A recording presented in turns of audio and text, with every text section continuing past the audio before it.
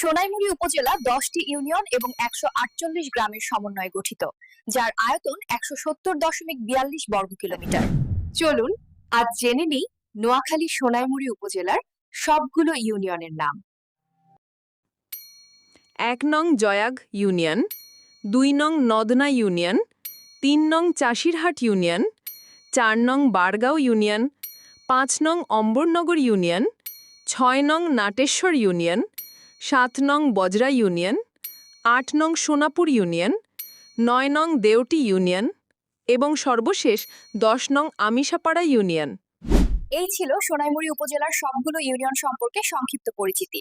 উল্লেখিত ইউনিয়ন সমূহের মধ্যে আপনার ইউনিয়ন কোনটি অবশ্যই কমেন্ট করে জানাবেন। সম্ভব হলে আপনার ইউনিয়নের সবগুলো গ্রামের নামও লিখে দিন, আমরা তা ভিডিও আকারে তুলে ধরার চেষ্টা করব। ধন্যবাদ।